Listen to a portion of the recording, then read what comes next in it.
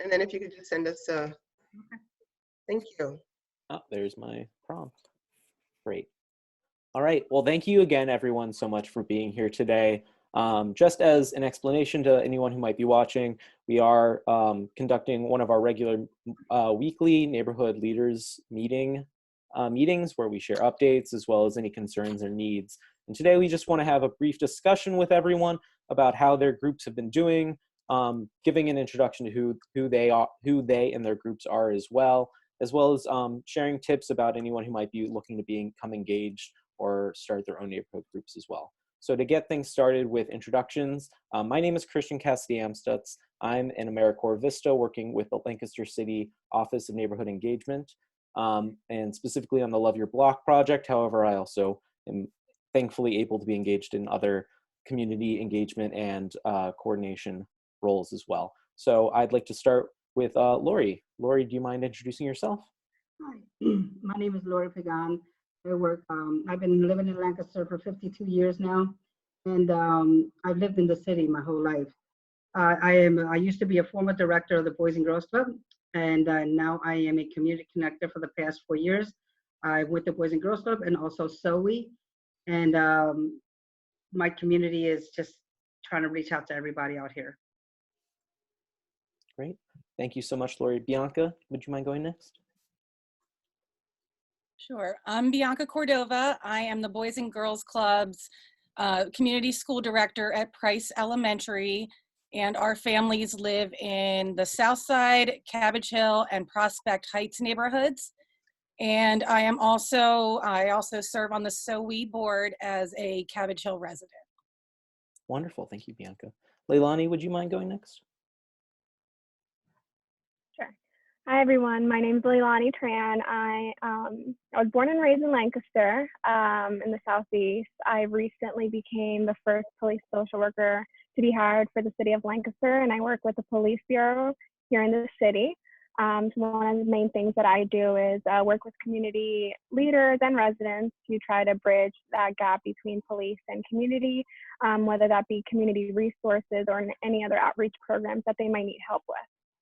Wonderful. Tim? Hi, my name's Tim Friend. I'm with Northeast Neighbors United. We've been around in various forms since about the 20s. I got involved when I moved to Lancaster in 2014 and have been doing a lot of tech stuff with Northeast Neighbors United. We've also been doing a lot of litter stuff, a lot of food distribution, community outreach, and we're also running a Pretty Porch contest to kind of up morale in the neighborhood as we're all going through kind of a downtime right now. That sounds awesome. Thank you. Casey? Hello, I am the chair of the West Lancaster Jules neighborhood. We are located nestled in the West End Avenue, Columbia, and Manor corner of Lancaster. We've been working the last 2 years to uphold our mission statement, which is we are a neighborhood that celebrates its diversity and commitment to our city and community through embracing the needs of our residents for a safe, clean, and respectful place to call home and raise our families with pride. We've recently been working on just outreach and finding out what hardships people are going through during these transition times. With layoffs or children being at home. We started with food needs and elderly people without transportation, partnered with the Lancaster Metaphysical Chapel, which is directly in our neighborhood this last weekend to provide meals. We were able to service 112 meals to families that were needing them, as well as gain some insight from our actual members directly on what other needs they are needing at this time and what kind of struggles they're going through. So we're going to be doing that again consecutively for the next 2 months. So we're looking for volunteers to prepare these meals, disperse these meals, and get the word out, as well as dealing with getting communication out there with some of the city's updates. And this quarter, we're hoping to focus on litter. So we have some things in the works as far as rolling out some grant money that we had for trash cans and bike racks, but we also need more, we're gonna have to figure out how to social distance, but still work out on cleaning up. So we're working on that in the next quarter to come. That all sounds great. Thank you so much. Kirsten, could you go next? Hi, my name is Kirsten Promo. I am from Southside Neighbors. We've been around for about a year now. We are between Prince and Queen, all the way from Carter McRae to the southern edge of the city. So Beaver Street is the other main street in our neighborhood group.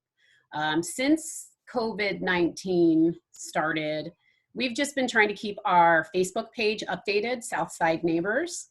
And just to help people know what resources are available for them, as well as just keeping the park clean and working on some speeding issues that are in the neighborhood, posting signs for that.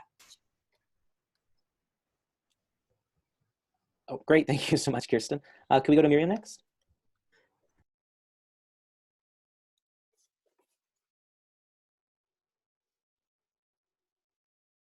Miriam, can you go next? Yep, sure. I'm again with, along with Casey, with Lancaster West Jules, and we've been up and running for 2.5 years now. We're very sad that we can't do our block party this year. That was our big draw to get the neighborhood together. And like Casey said, we did a outreach last Saturday with Metaphysical Church, served 112 meals, but we got a lot of people asking for other stuff, such as toilet paper, window fans, things of that sort. So there is definitely a need, and we're trying to help fulfill it and gather our neighbors. We have tons of great neighbors that just want to come to the aid and help boost our area up. Thank you so much for all of that. Thank you. Carl, could you go next?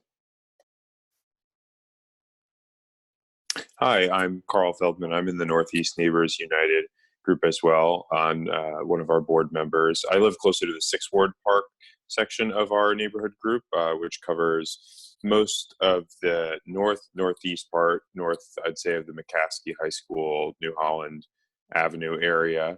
I spend a lot of time every month putting together a newsletter for us to make sure that everybody's informed of what's going on. It's really important that everyone kind of hears a strong and consistent message from every possible outlet about how to manage the crisis right now.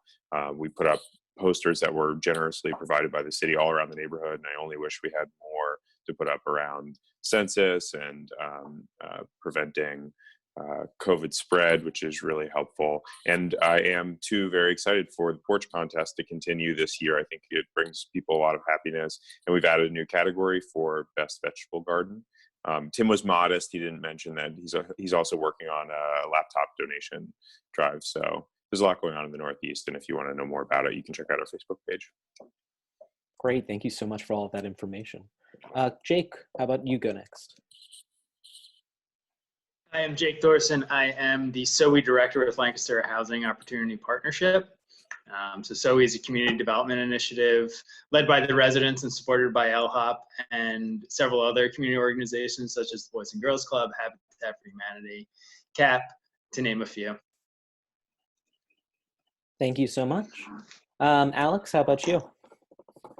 My name is Alex King. I'm also with Northeast Neighbors United, helping Tim and Carl with all the projects that they've covered pretty well. I guess I'm kind of taking responsibility for managing the Pretty Porch contest. And as Carl mentioned, there's extra categories, also prettiest stoop. So if you don't have a porch, that shouldn't hold you back from making it pretty. And I adopted a block in front of my house, pick up that litter, pass out information, stuff like that. Awesome. Thank you so much. And thank you for adopting that block. And then Lisa, how about you? Hi, I'm Lisa Colon. I live in the northwest section of the city, and we started out as Friends of Northwest Corridor Linear Park. We're changing into Northwest Neighbors to be more encompassant of the area in which we're at, which is Harrisburg Pike, down Mulberry, Lemon Street, over to Queen and such. Things that we've been doing through this crisis is we still maintain our adopt-a-block, and we also handed out posters that the city provided, like someone else had mentioned, and also with chalk messages on the sidewalks to encourage people. That's great. Thank you so much. And before we move on to our discussions, I just want to introduce some of the other city team members who are here with us today. Can we start with you, Joe? You're on mute, Joe. Gosh, it happens to me all the time. Hi, everybody. I'm Joe Davis. I am the public art manager for City of Lancaster, and love working with neighborhood leaders, neighborhood groups to make public art projects that enhance neighborhood pride and amplify the neighborhood culture. So that's me. Awesome. Thank you. And Molly. Hi, yes, I'm Molly Stuber. I'm a communications consultant with the City of Lancaster, helping us navigate COVID-19. Thank you so much. Renee, can you go next? Hello, I'm Renee Adelman. I am another AmeriCorps Vista with the City of Lancaster out of the Department of Neighborhood Engagement, and I help manage Love Your Block and help out with some other programs as well. And finally, last but not least, Millsy. Hey everybody, I'm Millsy Carrasco, the Director of Neighborhood Engagement for the City of Lancaster, and so proud of the people that are on this call. Many of them volunteer their days and their hours building community every single day, and especially during COVID-19, during this season. So it is a true honor and pleasure to work with them and have them, provide us feedback on what they're seeing in their community. So I just really, the superstars here are all these community leaders that have joined this call. Thank you so much, Millsy. That's a really great place to jump into our conversation from. So some of you have already started to address this, but the first point we really want to get to is what have you and your groups been doing since the start of the COVID-19 pandemic? Because I think a lot of people feel that, if you're supposed to be social distancing, how can you go about, helping other people, keeping yourself safe? So anyone who'd like to start, please jump in, and then I'd love to just kind of have the conversation evolve from there. So I would like to start. Ever since the pandemic started, that Friday, one of my employees in the morning program at Price Elementary through through SOE, was telling me that Milledgeville was going to let out. So long story short was that then the next day they said, hey, you're all out. Everyone's out of the school. And we're like, oh my God, this happened so fast. So my job is to connect with the families, whether it's with food, whether it's with, Jake's been sending me some people that they haven't filled out their unemployment, or they haven't received their unemployment, or they haven't received their stimulus check. So anything that can help them out, that's what I've been helping a lot of people with during this time. But also just listening to families and calling all my kids, like at Price Elementary, all those families, and connecting with them, see what they need, what they don't need. Some people are doing great, and then others are not. So just giving them the resources through whether it's Hillhop, CAP, Brightside, whoever can provide a resource, whether in Christmas Addicts and even the Boys and Girls Club. We're serving over 200 meals, lunches a day to our kids, and helping out with that, connecting with people, and also telling people to make sure that please register to vote, please do the census. So posting those signs along with Jake, and then just listening to every day's to all what families are dealing with all the time. It's just like draining. So at 8 o'clock, you see all this stuff behind me. I try to do a little show just to cheer me up, just cheer other people up. But a lot of people are struggling, and we need to be able to help them. Yeah, I would say similar to Lori, we've been really intentional trying to reach all of our families at Price. We have 470 students there, but just really making sure that we touch base and stay connected to the families who want us to stay connected with them, making sure they have the resources they need, making sure that we hook them up with Lori if need be. And also just trying to make sure that we're still honoring the time we spent together this year and not forgetting all of the good things that happened. So we're working on making sure that we honor our 5th grade students who won't, be returning next year, working with the families to create a video for the kids and the families, and also we're trying to collect books and other art supplies for the kids. So at the end of the year, they have something to work on this summer. Yeah, just continuing on my partners down there, Bianca and Lori, in the SOE neighborhood. We've been trying to push out all the communication as possible to the neighborhood, keeping our Facebook updated, sending out information about food distributions. Early on, we launched a neighborhood phone tree, trying to connect neighbors to talk to each other, because many people aren't connected to the internet. We've handed out litter pickup kits because our clean crew is not active at the moment. So we've handed out over 20 kits to neighbors so they can pick up trash while they're walking around the neighborhood looking for stuff to do. We've developed and distributed Lancaster Stronger signs that have been out in the neighborhood. So just trying to build positivity and keep information flowing. We found it's been very beneficial to take the information that the city's been giving online, like the mayor's live at 5, or that afterwards Millsy does it in Spanish, and we just send that out to the neighbors so that they can see it. Some of them aren't even aware that was going on, so I started tagging members in it.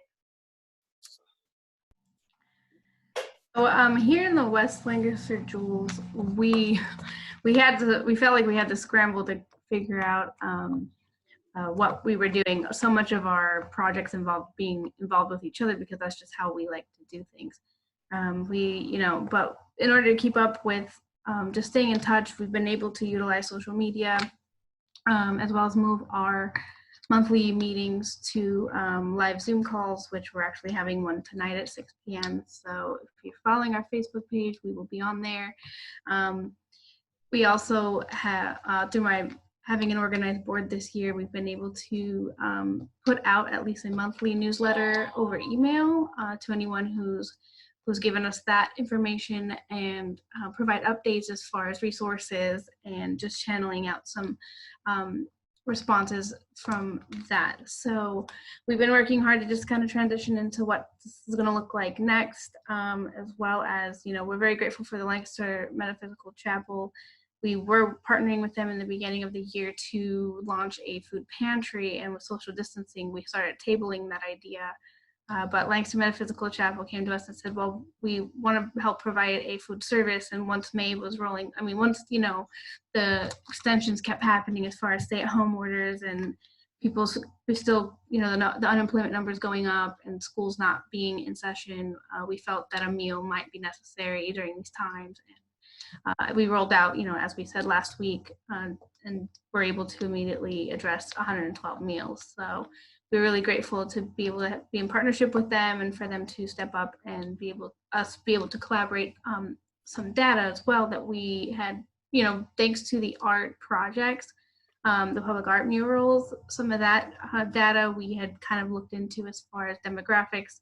So, we're channeling some of this now to those demographics, like seniors, people with transportation, people in our lower income areas that, of course, are being affected by not having a job now. So just being able to put all that together in one place has been very resourceful and helping us keeping our goals and moving along. So it'll work. Yeah, our group, Southside Neighbors, is pretty young. So what we've been trying to do is get more neighbors involved online. We've created some mini groups in the Nextdoor app for different things that are happening in our neighborhood. And like we have a street project going on Highland Avenue soon. So we've created a group for those neighbors and shared blueprints and answered any questions that they might have about the project, as well as picking up litter in the neighborhood. And we have a couple neighbors working on things like lending libraries for South End Park, because we were in the midst of improving South End Park to use as our meeting location through some Love Your Block grants, and that's kind of on hold now. So we're just trying to do some of the behind the scenes planning for that. Wonderful. I did want to briefly touch on, since Casey had mentioned public art, have any of the other public group leaders been able to utilize any public art? And also, perfect opportunity, I'd love for Joe to also maybe share some tips about yeah, ways they can utilize public art safely at the moment. Well, first, yeah, I'd love to hear from folks that want to talk about projects they've done. Absolutely, and yeah, I think right now it's a really wonderful time to for artists to be able to connect with people and make some communication happen in different ways. It's times like these where we really need to be thinking sort of outside the box about how to bring people together, and we need to be, especially when there's sort of a digital divide, but people who are able to be in contact in ways like these, and then others who just aren't. And so we're really excited about the possibilities that where artists can be making projects in their neighborhoods that are bringing people together. I'm super excited about some of the Love Your Block grants that were just announced, that we're several of them, I think you would know better than I would, Christian, but I want to say like 4 at least are really using the arts to connect their neighbors, sometimes through photography, through coloring books, through various things. And so I'm excited to see some ways that artists will continue to reach out with art projects to connect neighbors. And that's something that we're working on in my office right now too. Recently we had the PSA Temporary Murals Project. That was one way where artists were able to take some of the messaging, core messaging about COVID-19 that needs to be get it out and use art to do that too. So yeah, another thing is that we have a huge public art collection in the city. There's tons of murals hidden in all sorts of places, and so many other things. So I'm excited about the possibilities for folks to use that as reason to get out and about and explore their city and connect with each other using those pieces. And we'll be working on that a little bit more too in the next couple of months. But yeah, yeah, go on. No, I know. No. Sorry. Go ahead. I was just going to say thank you. Yeah, is the public art directory available anywhere yet, or that's still in the works? So right now we're about to move it onto a platform that is going to be super user friendly and accessible for residents and visitors on their phones, online. Right now we have a online map it's okay, but it only has very few pieces compared to what's actually here. So we've been working with local photographer Michelle Johnson to photograph all sorts of murals and different things that are here, and it will also include temporary things like the Keys for the City's pianos and different things that come and go. And so I'm excited because there's a lot that we don't know about these pieces. Our records are not very extensive, and so that's one of the things that we're working on, is really maintaining really accurate information about all of these pieces. But there's some things we just don't know. So a lot of it will be asking the public to help us. Like maybe there might be a photograph of something that we don't have a location, and people can help us find that. Or maybe there's a piece that we don't know the artist, and so on and so on. And I think it's going to be an opportunity for folks to get involved and really learn more and become kind of like internet sleuths too, to figure some answers out for us. So. Fantastic. That's something that's really exciting to look forward to. Yeah. I think we do want to respect everyone's time, so we do want to keep the conversation moving on to the next question. But there was one last point I wanted to touch on. Jake, you had mentioned the phone tree you had set up. Do you and Tim mind maybe talking a little bit about the cross organization collaboration that went on to expand how that phone tree is going to be able to be utilized? Sure, I'll start off and talk about how, and then hand it off to Tim. So when the outbreak first started, we wanted to figure out a way to have individuals connect with each other without the use of, the internet. So we decided to develop this phone tree, just using an email sign up. The thing that we were having trouble with is that you need the internet to sign it up. So the idea started floating around this group, and Tim, who's much smarter than I am and has advanced technology, set it up so it's pretty easy to sign up for at this point, and I'll let Tim kind of explain that. Yeah, I wouldn't say smarter. I'd say different skills. And I mean, that's kind of one of the keys of this meeting is like everybody brings a different set of skills to the table. I happen to have a lot of tech skills, so I was able to take an idea that Jake had come up with and help automate it. But in short, we have a phone number that if someone calls or texts, it puts them into a very short text or phone tree that we collect a little bit of information about them, and then we can put them in touch with a neighborhood leader. And it's mostly just so that neighbors have a way that if they feel like they're kind of out on an island all by themselves and they need somebody to talk to, this is a way that they can talk to an actual neighbor in this kind of weird time when you can't just walk the sidewalks and find a neighbor to speak with. That's something that comes up a lot in our groups. That's one of the reasons Carl works so hard on our email newsletter is that we assume that everybody's on social media, but they're not. So the email newsletter helps us close that gap. This phone and text tree helps us close that gap. The fact that we're putting up posters on light poles is another way that we help close that gap so that we can reach out to everybody and not let people fall through the cracks. That's great to hear all that all of you guys are doing. All your neighborhood groups are working really hard to help us out, help out the city during this time and your residents. The next kind of question we wanted to touch on, I guess, what are some of the biggest challenges you guys are seeing in terms of building community during this time when we're not able to come together? It's definitely a different way. There's definitely a different feeling now. And like, how have you guys worked to build community with your neighbors during this time? I could start by saying, just by reaching out to some of the parents and asking them what their needs are. Or I had a parent that formerly lived on Union Street, and I told her about the Doppler block, and she said that her kids are her just trying to find things to do, get back to the community. So I told her, hey, we give out, for block captains, we can clean up your streets, we give you all the materials. And then she goes, oh, but I'm leaving to Beaver Street. But still, I still went out and gave her some stuff so that she can collect these, the trash and all with the kids and being safe about it. And I just think to try to build communities right now, I mean, the best way that we've been able to do it is by calling our parents, the Boys and Girls Club, and calling every single parent. And our biggest issue would be, the phone numbers have changed. The phone numbers don't work anymore.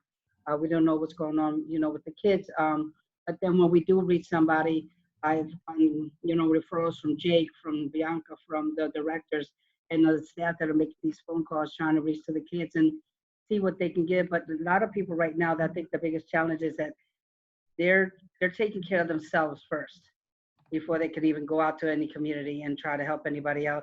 But then you have a few that are saying, hey, I want to do something else. And that's great that, some people can do that. But for the most part, a lot of people are seriously struggling. And sometimes to hear the stories, it just kind of brings down your day, but then you call someone and, I just think that I think the biggest breakdown is that when you can't help them, when there is no help and there aren't any resources, whether somebody has to move and there's nowhere to go.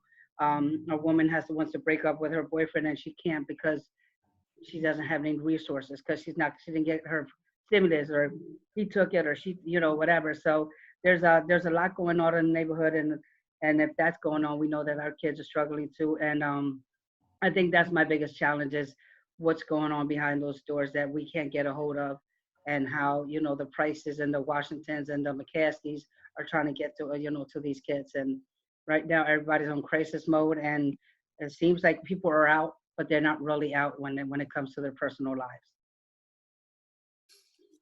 I would agree with all of that. And also just not being able to see people in person to get a sense of their body language, and you can tell so much about a person when you're face to face with them. So it's, a different kind of challenge to try to have conversations over emails or texts or even the phone. The phone is the best way to gauge that at this point, but just not having that face to face contact is hard. I'll tell you what, I spend, I'm lucky. I'm working from home right now, but I spend all day on the phone, all day in Zoom meetings or various video functions, and at the end of the day, I'm so exhausted by that like digital form of communication that when it comes to all the things that I would normally do afterwards with my friends and neighbors, I'm pretty exhausted of doing it in that way. So that's a huge challenge for me, and I'm sure others. Yeah, I can Good. so a lot of that as well.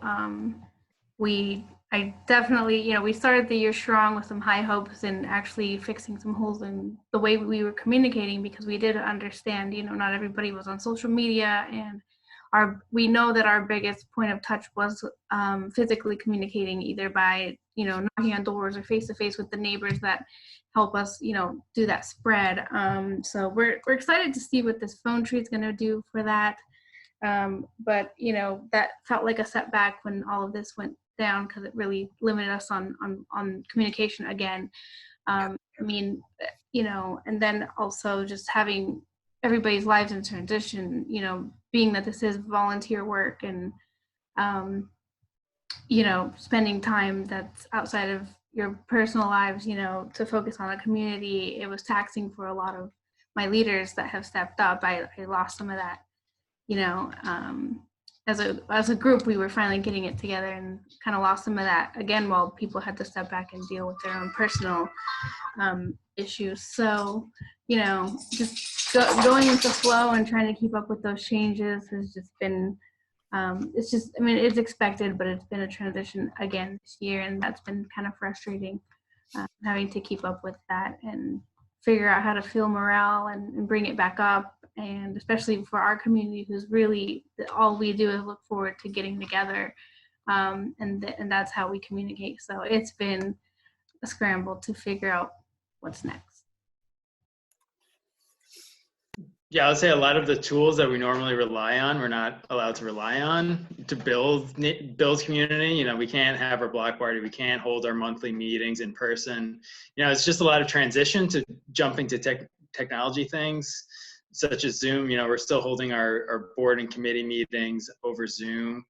But there is some positivity in this. I would say there's kind of a renewed sense of community, almost like walking around the neighborhood, everyone's saying hi to each other. Everyone's kind of looking out for each other. People are connecting to their neighbors just to check in. Not to say that wasn't happening before, but there's this kind of sense of underlying energy in the neighborhoods that we're all in this together. So I think that's a benefit from all of this, a small benefit. But it's something we're seeing more and more. Like our Facebook and social media group has grown significantly through this, because I think there's a need for information, and there's a need for people to connect, whether it is just through Facebook or hear what information's coming out. So that's kind of what we've been seeing. We're trying to adapt as much as possible, but there's no substitute for meeting or having barbecue together with your neighbors.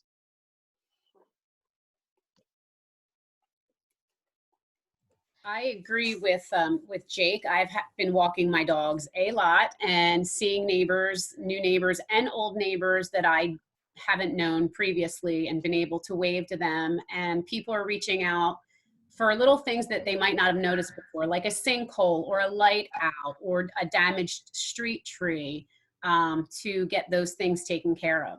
So it's kind of refreshing.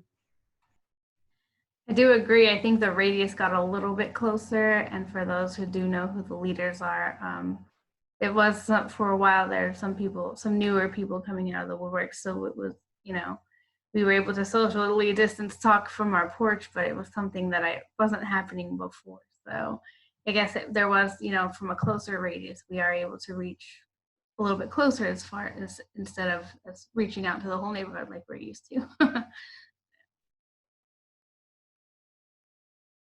Yeah, I guess when people are kind of stuck at home, they tend to notice more of the things right around them, since they can't go out further. So that's cool to hear that that people are experiencing that. So, yeah. Any other challenges that people have been facing? If not, I mean, let me open that floor for anyone. I think it is a real challenge trying to identify some of the people who could use a little bit of help. I think people who need a lot of help come to the attention of different agencies and whatnot, but the people who need just a little hand, like I know in our Facebook group, there was a woman needed help getting a battery into her car, and I volunteered and drove over there and put the battery in her car. That's one thing I can do. But she was on Facebook, and I chat with my elderly neighbor who's next door. He's not on Facebook, but we do struggle a little bit of contacting people who aren't on the internet or have poor connections, and they may not think of themselves as being in need, but if they just had if they knew about the phone tree, maybe they would like to sign up to that. And we're struggling with how to get the word out to people who like to receive calls, because we've had a lot of good response with people to make them. Lori, I think you had raised your hand as well. I mean, just to piggyback on what Alex and Jake and everybody else is saying, just making the phone calls and being able to reach some of the families. Like I said, some families have been really awesome, giving good stories. And one of the girls got really good feedback from McCaskey and from Price Elementary, and how her kids are really on target with their homework, and how now they are helping other kids with their homework through whether it's a house party or whatever messenger they can get to. So there are people just trying to reach out to other people, and those are the good stories that you do here. And also the Boys and Girls Club with their BGCL staff, they're reaching out to the kids, and anybody can get on it. And every day they're doing something different, whether it's yoga, whether it's art, whether it's science, whether it's geography, any subject. Every day there's something new on there, and it's pretty challenging. So it's hard to let a kid beat me in geography. Just I had to Google some stuff. We're still waiting for Lori to post a TikTok video to that, by the way. I would download TikTok if Lori's on there. Lori, we were hyping it up so much. Do you mind showing off one of the props that you've been using during your lives? Oh God. Lori puts on an incredible show, almost I think like every night. And while she's getting while she's so kindly humoring us, there we go. Oh my goodness. Or 1950 TV. Made out of art, Joe. You'll be proud of me. We got the TV show segments. And then last night was Cleo Lori. So just a little bit of everything, just and if you look back there, these are all the people that have chimed in, and I made a heart or emoji to them, just doing different things, doing different creative things every night. And I even did a kiss, which was really, really good. And just do a little bit of everything every night. If I come up with something, it's usually at 7 o'clock. I'm like, what am I going to do? And it just all comes together as long as I have this paper. It all comes together. Thank you so much. Yeah, anyone should check out Lori's lives. They're really just phenomenal. Any adult. Any adult. Thank you, Bianca. Yeah, and then just to wrap up our conversation, obviously, challenges are to be expected during a crisis like this. So what are some ways, or what's some tips and guidance that you might give to people who are interested in getting started with their own neighborhood group, or just looking to get involved and engaged with their community, especially if there isn't existing infrastructure around them? That can seem really daunting. So I don't know if you would like to start. I will. I would recommend contacting the Mayor's Office of Neighborhood Engagement first if there's no infrastructure, because they're a good starting point, because they have a lot of keys outside of your mindset that you may not think about, like other neighbors, other businesses, close residents, etc., that would want to come alongside you.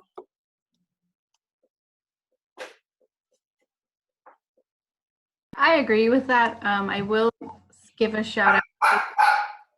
So they were actually, you know, kind of an inspiration to us as a neighborhood group. We followed a lot of their structure as far as, I mean, as far as getting some of the organization together. That's the model that our neighbors surrounding us, we saw that model in action, and a lot of our needs and beginnings of how we were building our community stem from what they were doing initially. So we were able to really have a basis to look after that of how to do things, and we've kind of grown from there. So thank you, Zoe, for that model.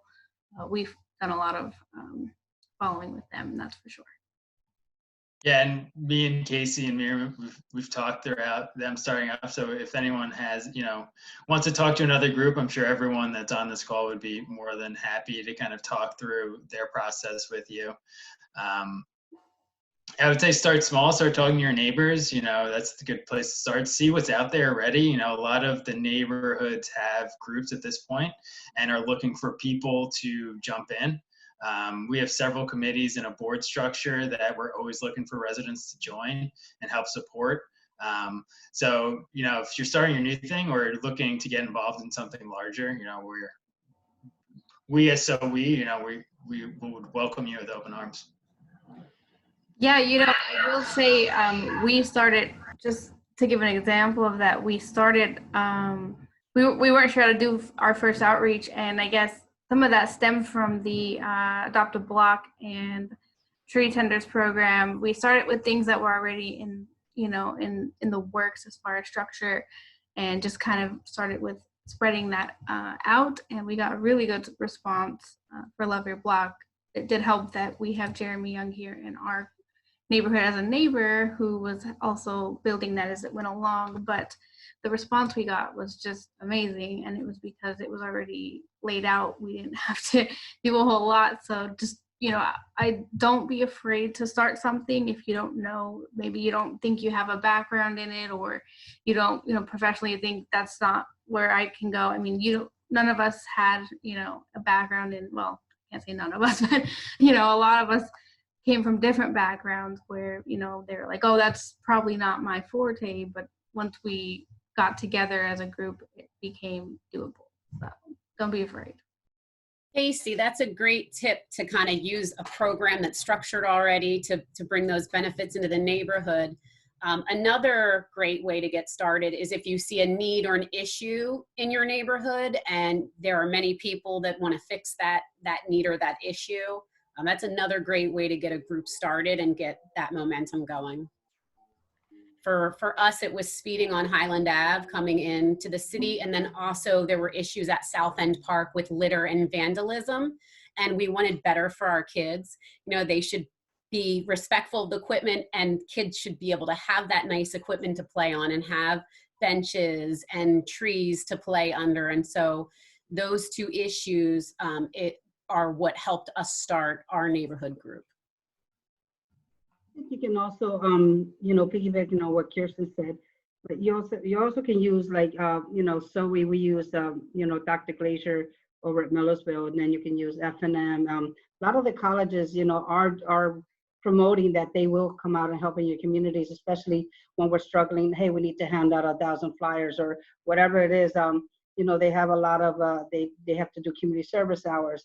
And if you reach out to any of those places, and I know that, you know, Jake or anybody else that has had a group come to their neighborhood to help out and even bring ideas, you know, it's different though when you live in the neighborhood because you know what your neighborhood needs are, but it's also a teachable moment to teach somebody else how to do that, and then someday they can take it to their own neighborhood. Yeah, we've utilized F&M and Millersville while they were in session for many things that we've done locally in the park and also surrounding cleanup areas. You guys, we, you know, just know we are in a very blessed city. Lancaster, you know, it's a very, I would say it's a very unique place, and we are very community centered. So reaching out is always going to get a response. You know, I guess another secret that we kind of been rolling on is our relationship with our local businesses as well. Was another starting point for us. You know, we reached out to some of our local surrounding businesses when we needed funding or sponsorship or things covered for our block party, for instance. And the response we got was really positive. It was really inviting, and we were able to even get some funds as far as monetary and money or donations as far as food for like our block party. So doing something like that is another way. You know, we have very little budget every year, but it doesn't look that way if you come to our events. So you know, it can be done on a very shoestring budget. And again, Lancaster small businesses are very, you know, strong here as far as staying connected to the community and wanting to be involved and help. And it doesn't take a lot, so it's really easy to have them get on board and help. And every little bit, it grows into something more.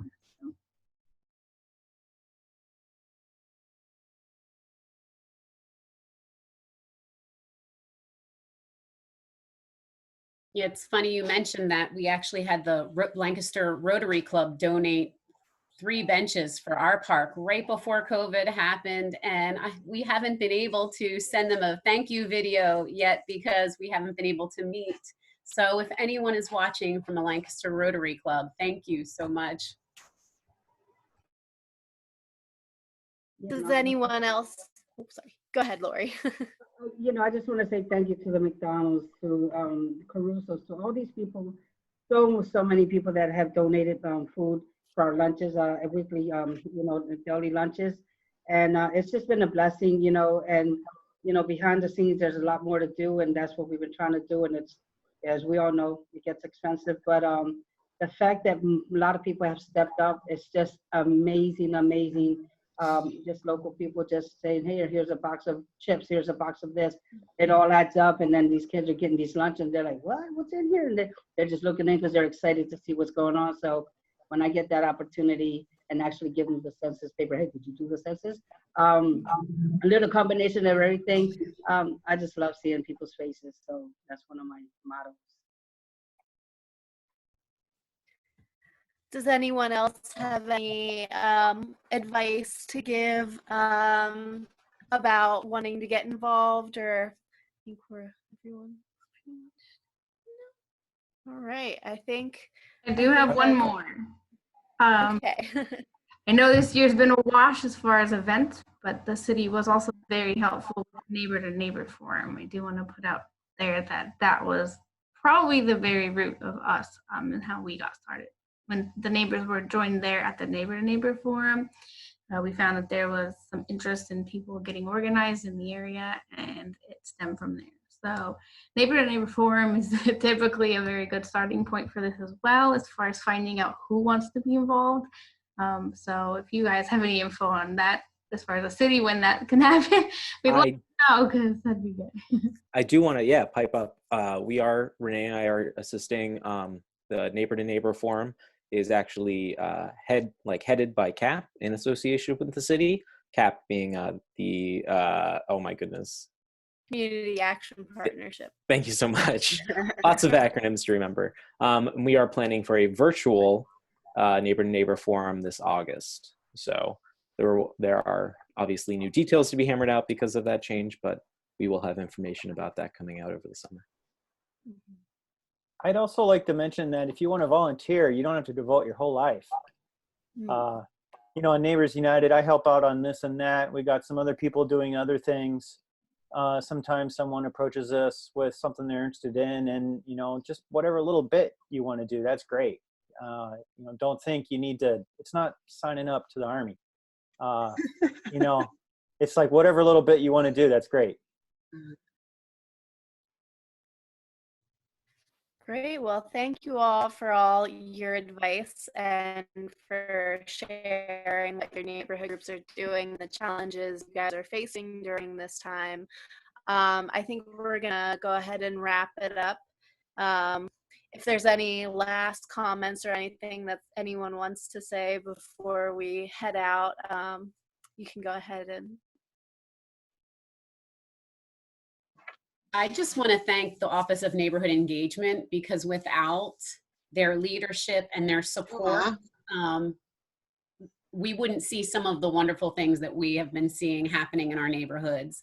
Like, I feel so blessed that they're there to help us strengthen ourselves and let our voice be heard as to what needs we have in our own neighborhood, and helping us get those things that we need. So thank you, Millsy and team. Thanks, Kirsten. That means a lot. Thank you.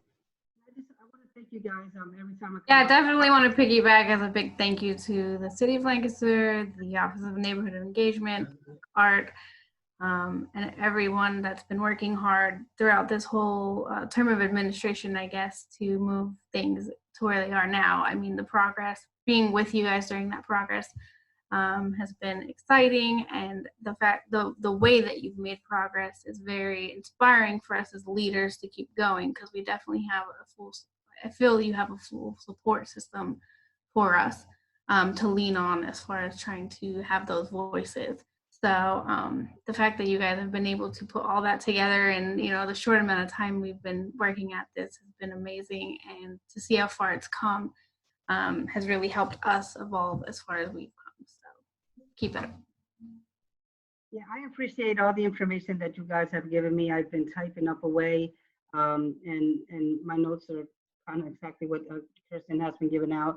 It has helped me give information to our families, and so I want to thank the neighborhood group, because everybody just has a piece to a puzzle, and every time you guys say something, it's like a light bulb in my head, and that helps me do my job better. And I want to thank the Lancaster City residents, because I think that you guys are awesome. I've lived in this city all my life, and it's just amazing, whether we have a bad, a sad story or not, but to see people come together in the clamor and, clanging, coming out, hey, are they coming down my block? Are they coming out? And then we just do our own little thing. People that normally don't say the highs and goodbyes on a daily basis. So Lancaster City, you rock, and our government rocks too.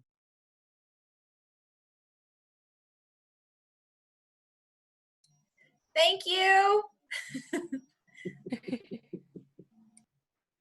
Thank you guys for all your hard work and taking time out to share your messages and stories and the work that you're doing with the community. Like I mentioned when we started this call, you guys are actually the heroes and the reason why we're here. So very appreciative of the work that you're doing, and we're going to continue to support the work that you're doing for however long we're in office. Thank you. And Christian and Renee, great job, you guys, organizing this call. Nice job. Like it. Thanks, everyone. We will talk again soon. Be safe, be healthy. Have a good weekend. Bye. Bye.